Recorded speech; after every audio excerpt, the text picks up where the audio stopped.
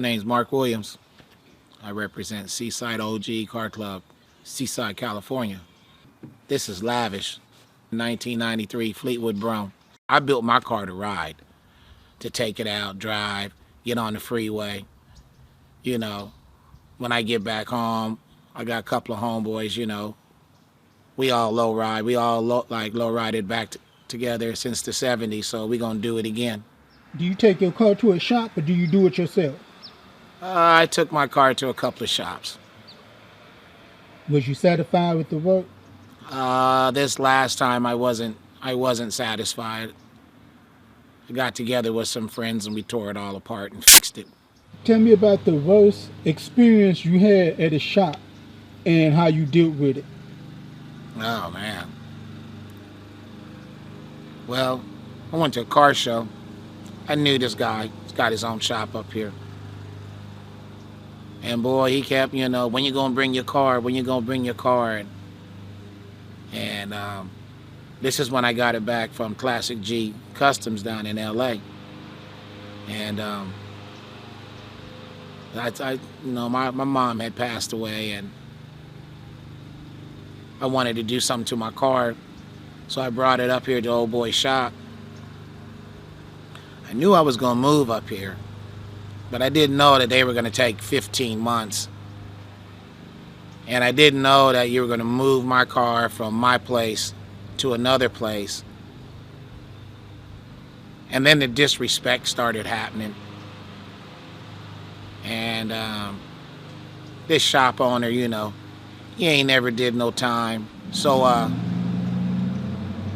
I was getting a little bit upset, like where my ride at, and it wasn't there at his shop.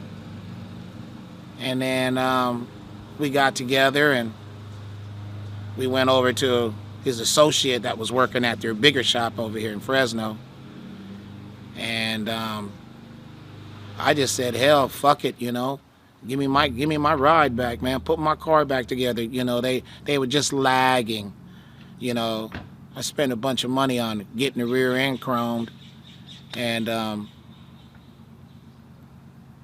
I drove it, and things were okay, and then things weren't okay.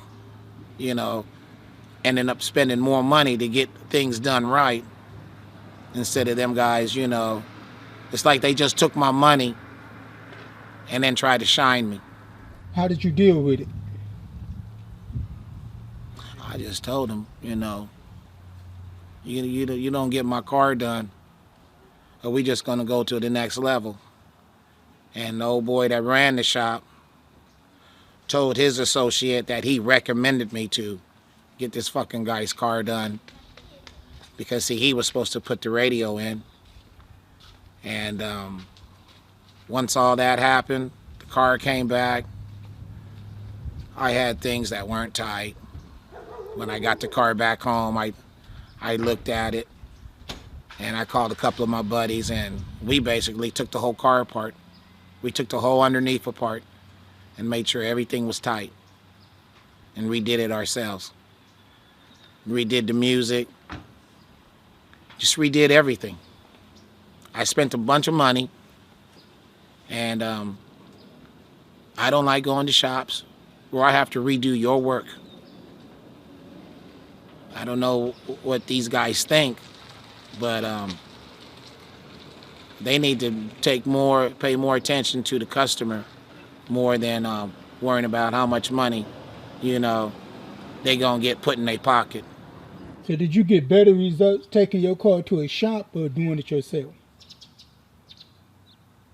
I got better results doing the car myself, because I can be the one critiquing my own car, and I never can't get mad at nobody because they're taking too long with your car. Your car's in the garage. You're working on it. What's the hardest thing that your car needed that you had to do yourself? The tune-up was the hardest thing. We had a rotor that was on the distributor that somebody didn't bother to put no anti-seize on. And we were changing the plug caps. We were changing the plugs, the wires, and the distributor cap. I went to pull the rotor off, couldn't even pull the rotor off. So, we didn't want to break anything. So my homeboy said, he goes, I'm going to have to break this. So he fucking wrapped it. He wrapped the rotor with a towel, and he twisted it, and it broke. And we got it all cleaned up. And he said these fools be pressure washing their engines so much, you know what I'm saying? They don't put that anti-seize that's on, some of the electrical parts and stuff like that. It's just too much water. And that was the worst. Oh, and when I had that 95, remember that 95 I got, Flavor? I bought that from Manny down there in Gardena. And $1,100 later, tune up. I was praying to God that it didn't have no bad cylinder. The car just hadn't been run in a long time, and it had bad wheel axles. Oh, I spent a couple of grand, but I sold that car to Candy Liquor. Bought that. He came up and bought that off me last year. He bought that purple one that I had with all the patterns on it. I lost money on that car, but I was glad to get rid of it.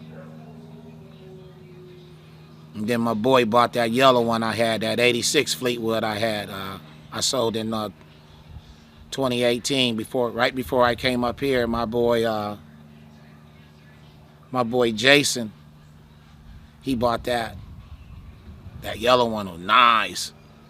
And then the 94 that I bought, that purple one, that's on my Facebook page. I sold that to my homeboy Anthony. He bought that. He gave that to his son. They finna to turn that one out. I gotta step my game up some, because he does what I think he's gonna do. He's gonna be on me. It already got the grill. It already got the fifth wheel. It already got the beat. It just needs some hydros and some frame wrap and some chrome, and he gonna be on you, because it's purple. It's got that Minnesota purple and white. This shit's clean, as you can tell. Had all them Fleetwoods. I'm straight with them now. I keep the 93. The 93 is the best. It's the easiest to work on. No complications. Ain't none of that 95, 96 bullshit. Spark plug wires behind the water pump and all that, behind that accessory timing. 93 is the best year. Is there anything you wish you knew now that you didn't know then? I wish I knew that most of the stuff now is not as hard to do when I first started. What advice would you give to somebody that's trying to get into lowriding? Save your money, blood, sweat, and tears. I've put a lot of first for my car where I should have went a different way. I should have waited on some things. But I'd say mainly save your money, because ain't none of this stuff cheap. None of it. What safety precautions should a person take when driving a lowrider by themselves? Shit, you better have a fire extinguisher. If something go wrong, you want to put the fire out. Be sure you can get the trunk open without fumbling. If you got one fire extinguisher, have two. A lot of you guys out there run a lot of batteries.